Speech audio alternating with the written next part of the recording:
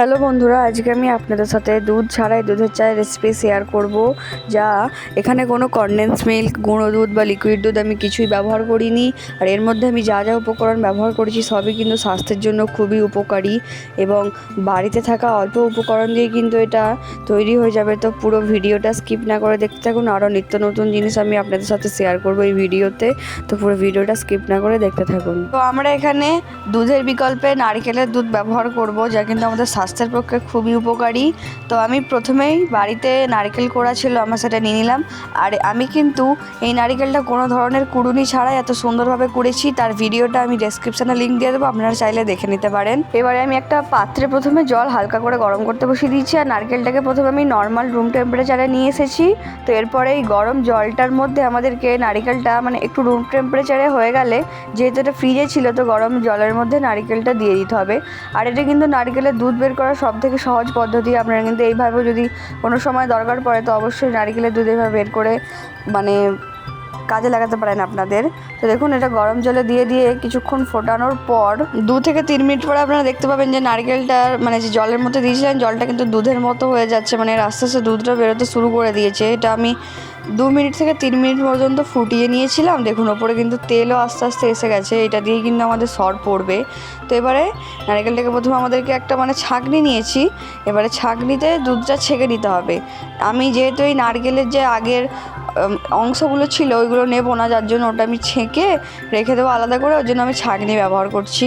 দেখুন, হালকা করে ছেঁকে নিলাম, কতটা পরিমাণে দুধ বেরিয়ে গেল এবং খুবই হেলদি। এটা বাইরের কোনো ধরনের গুঁড়ো দুধ বা লিকুইড দুধের থেকে কিন্তু এটা খুবই হেলদি একটা অপশন হতে পারে আপনাদের জন্য। তো যাদের দুধে আপত্তি আছে বা দুধ খেতে অতটা ভালো লাগে না, তারা কিন্তু অবশ্যই একবার এইভাবে বানিয়ে ট্রাই করে দেখবেন বাড়িতে। দেখুন, দুধটা বের করে নেওয়ার পর এবারে আমরা একটা প্যান বসিয়ে নিয়েছি, যার মধ্যে চা বানাবো। তো এরপরে সবার আগেই আমাদেরকে দুধটাই দিয়ে দিতে হবে। এখানেও কিন্তু একটা ঠিকঠাক প্রসেস আছে, না হলে কিন্তু আপনাদের চাটা দেখবেন কেটে যাবে ঠিকঠাকভাবে না করলে। দেখুন, মিডিয়াম ফ্লেমে প্রথমে, কিন্তু খুব হাই ফ্লেমে দিয়ে দেবেন না, মিডিয়াম ফ্লেমে দুধটা ঢেলে দেবেন। এরপরে আমি এর মধ্যে একটা এলাচ দিয়ে দিলাম। এখানে আমি যেহেতু চায়ের কোয়ান্টিটিটা কম বানাচ্ছি, যার জন্য এলাচ একটাই দিয়েছি। তো এরপরে 1 চামচ পরিমাণে প্রথমে চিনি দিলাম, তারপরে আরেক চামচ দিয়ে দিলাম। দিয়ে চিনিটাকে একটু মেল্ট হতে দিতে হবে আমাদেরকে, প্রায় 1 মিনিট থেকে 2 মিনিট পর্যন্ত। চিনিটা মেল্ট হওয়ার পর এরপর আমাদেরকে দিতে হবে চা পাতা। যেমন এবারে চা পাতা দিয়ে দিলাম আমি, দুধের চা যেহেতু তার জন্য আমাদেরকে একটু বেশি পরিমাণে চা পাতা লাগবে, যার জন্য একটু বেশি চা পাতা দিয়ে দিলাম। দিয়ে আবার চা পাতার সাথেও খুব ভালোভাবে আমাদেরকে ফোটাতে হবে চাটাকে। আর দেখবেন যে এই চাটা যখন তৈরি হবে না, এতটা পরিমাণে ঘন সর পড়বে এবং চাটা কিন্তু খুবই গাঢ় হবে এবং অসম্ভব সুন্দর খেতে হবে। তো আমি আপনাদেরকে রেকমেন্ড করব, অবশ্যই একবার বাড়িতে এটা বানিয়ে ট্রাই করবেন। অল্প সময়ের মধ্যে বাড়িতে থাকা অল্প উপকরণ দিয়ে কিন্তু এই চাটা তৈরি হয়ে যায়। আর বাইরে থেকে দুধ কিনে নিয়ে আসারও কোনো দরকার নেই এই চাটা তৈরি করার জন্য। আপনি যদি কাউকে বানিয়ে খাওয়ান দুধ ছাড়াই দুধের চা, সে কিন্তু প্রথমে খেয়ে ভাববে যে এটা দুধ দিয়ে তৈরি, কিন্তু আপনি যখন বলবেন যে এটা দুধ ছাড়া তৈরি হয়েছে, সেও কিন্তু অবাক হয়ে যাবে আপনার রেসিপিটা দেখে। দেখুন, এটা এবারে ফুটতে শুরু করে দিয়েছে আর কত সুন্দর রং ছেড়েছে।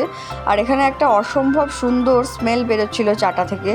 আপনারা একবার বাড়িতে যখন বানাবেন অবশ্যই স্মেলটা পাবেন।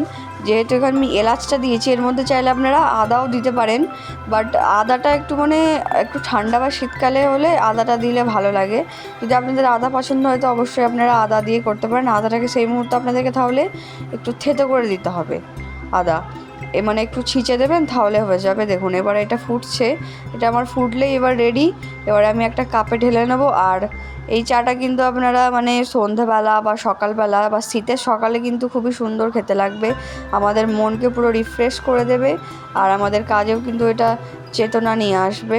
দেখুন, আমার চাটা রেডি আর কত ঘন হয়েছে, এবং দেখুন চাটা সর পড়ে গেছে। কিছুক্ষণ রেখেছি আমি, তাতে কিন্তু চায়ের মধ্যে সর অলরেডি পড়ে গেছে। ভিডিওটা এখনও পর্যন্ত দেখার জন্য অনেক ধন্যবাদ। পারলে চ্যানেলটাকে সাবস্ক্রাইব করে পাশে থাকবেন।